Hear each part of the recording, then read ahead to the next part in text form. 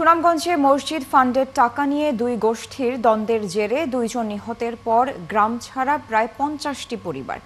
প্রতিশোধ নিতে প্রতিপক্ষের বাড়িঘর ভাঙচুর ও লুটপাটের অভিযোগও উঠেছে।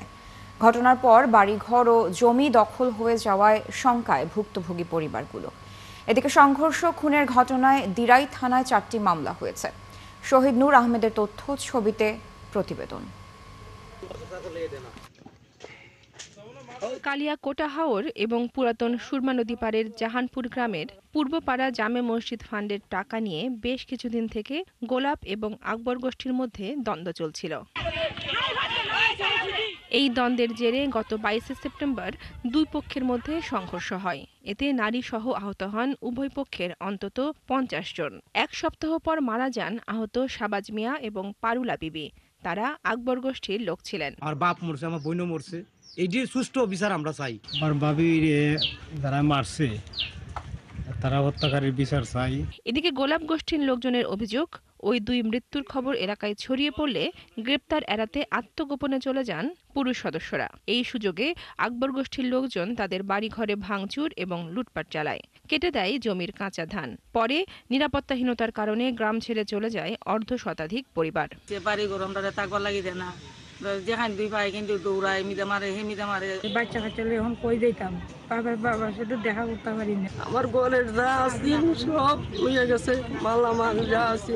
কোনো উদ্বারের ক্ষমতা নাই, আমরা বাড়ি ঘরে একটা ছেলে মেয়ে খুঁজতেই যেতাম।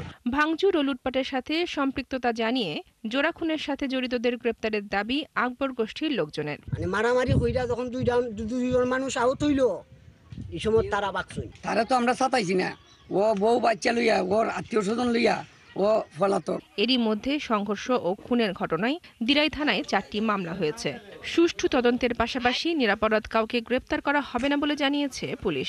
তদন্তে যাদেরকে জড়িত পাওয়া যাবে তাদের বিরুদ্ধে অবশ্যই ব্যবস্থা নেওয়া হবে, আর যারা নিরপরাধ আছেন তাদের আসলে চিন্তার কোনো কারণ নেই। জাহানপুর গ্রামে 200 পরিবারের বসবাস। এই ঘটনার পর থমথমে রয়েছে গ্রামটি। তবে পরিস্থিতি স্বাভাবিক করতে টহল বাড়িয়েছে আইন শৃঙ্খলা বাহিনী। বনশ্রী হালদার, 71। দর্শক, আর রিপোর্টে যেমনটি দেখছিলেন যে সুনামগঞ্জে মসজিদ ফান্ডের টাকা নিয়ে দুই গোষ্ঠীর দ্বন্দ্বের জেরে দুইজন নিহতের পর গ্রাম ছাড়া প্রায় 50টি পরিবার। এ নিয়ে আমরা আরো বিস্তারিত জানবো। জানাতে আমাদের সাথে সরাসরি যুক্ত হচ্ছেন সহকর্মী শহীদ নূর আহমেদ। শহীদ নূর, এই ঘটনার পর গ্রামের এখনকার পরিস্থিতি কেমন দেখছেন, এবং যারা গ্রাম ছাড়া হয়েছিলেন তারা কি কেউ ফিরে এসেছেন কিনা, বা তাদের কি বক্তব্য সেটি জানার চেষ্টা করেছেন কিনা, এবং প্রশাসনের পক্ষ থেকে এখন পর্যন্ত কি ধরনের ব্যবস্থা নেওয়া হলো?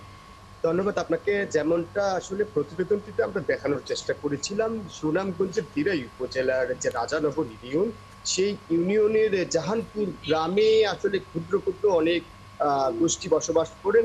এর মধ্যে গ্রামের পূর্বপাড়া যে জামে মসজিদ আছে সেটিকে কেন্দ্র করে গোলাপ এবং আকবর আলী গোষ্ঠীর মধ্যে দ্বন্দ্ব চলছিল।